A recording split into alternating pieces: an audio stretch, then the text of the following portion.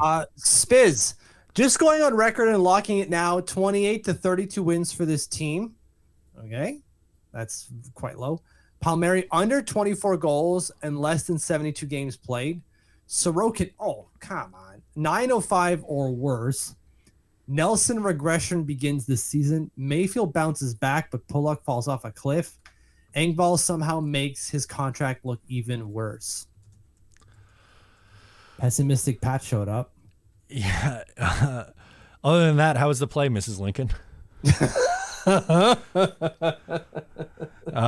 Yeah, that's a lot of negative. But we know Spritz is significantly further down on this team than a lot of people are. So if that's what he thinks is going to happen, I don't. I think they finished at wins last year, 38, 39. No, 39. They were 39, 27, 16.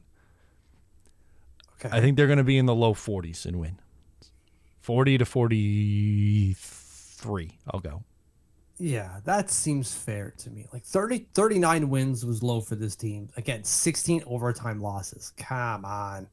That's insane. It's the highest in the league, is it not? Yeah.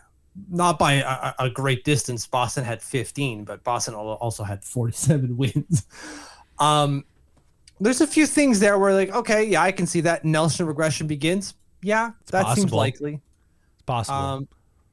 Engvall somehow makes his contract look even worse. I don't know if that's possible. Like, he would have to be hilariously bad, like forgets how to skate bad to make it look even worse. Yeah, I mean, he had 28 points as a $3 million player. Yeah. Not for 7 years. Excuse me. So like 28 points now when he's supposed to be good, right? And still another 6 now to go. You know, we're supposed to be in the good years, my friend. Yeah. So then you're looking at, I guess, like a 20-point season. Even just another 28-point season, it's like reaffirming of like, this is really what he is. You're like, oh, I want a 28-point player playing on my fourth line and not being locked up for 6 years or 5 more even after this year. Yeah. I don't know.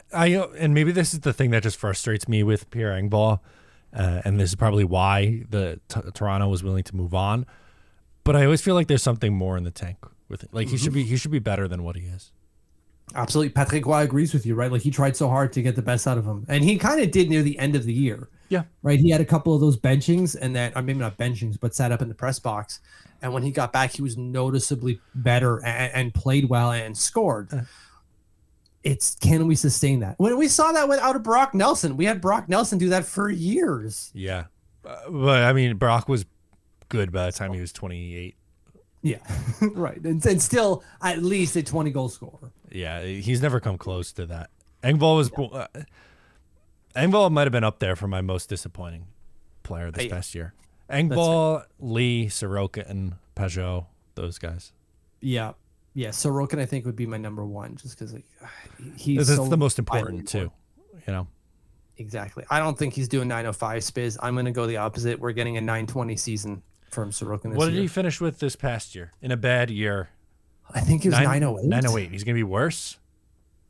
I don't think so. I don't know if it's possible. I can't live in a world where Will gets to throw that in front of our face daily.